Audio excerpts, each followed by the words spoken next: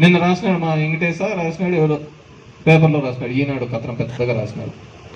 నేను మామూలుగా గుడ్ మార్నింగ్లో తిరిగేటప్పుడు ఆ స్కూల్ పిల్లలకు పోతుంటే ఏరా మా స్కూల్లో చేయటం లేదా అంట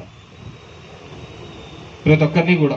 అంటే నేను చెప్తుంటా, ఇది ప్రైవేట్ స్కూల్ అయితే ఎట్లుంటుంది, గవర్నమెంట్ స్కూల్ అయితే ఎట్లుంటుంది.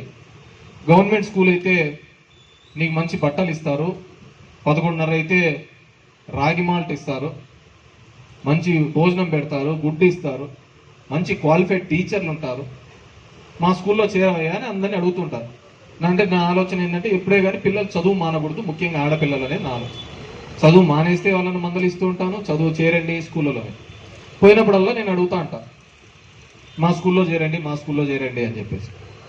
ఆ పనికి వాళ్ళకు మా స్కూల్ అంటే నాకేదో స్కూల్ ఉంది దాంట్లో చేరమంటున్నారు అనుకుంటూ రాసినాడు. మా స్కూల్ అంటే గవర్నమెంట్ స్కూల్. ఇప్పుడు మా హాస్పిటల్ అంట, నాకేమైనా హాస్పిటల్ ఉన్నట్ట? మా హాస్పిటల్ అంటే మాకేమైనా కొత్త హాస్పిటల్ ఉన్నట్ట? కాదు కదా. It's a government property. ఒక పబ్లిక్ రిప్రజెంటేటివ్గా ఎక్కడైతే మంచి సదుపాయాలు కలిగిన విషయం జరుగుతుంది, ఏ విధంగా జరగదు చెప్పాల్సిన బాధ్యత నాది కాబట్టి చెప్తుంటాడు. అది కూడా రాసి పడేసాడు. ఇట్లా తల్లా తోక లేకుండా రాస్తూనే ఉంటారు. ఇంకా 2 నెలల్లో ఎలక్షన్లు ఉన్నాయి, ఇంకా చాలా కట్టుకథనాలు. ఎన్ని రోజులు పెట్టుకున్నారు నా మీద ఆర్టికల్లో? వారమా 10 రోజులా?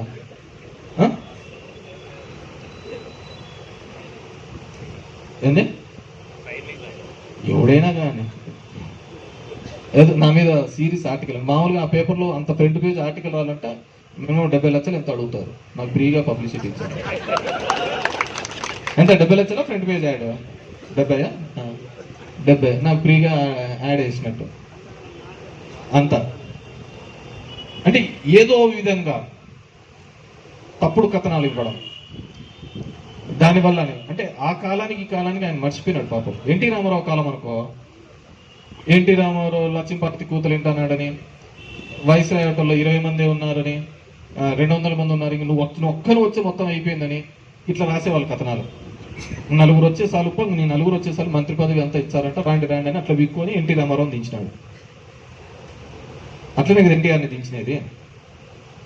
ఇప్పుడు ఈ సోషల్ మీడియా ప్రపంచం వచ్చిన తర్వాత అప్పుడు ఇప్పుడు నాడు నేడు అని రాస్తున్నాడు.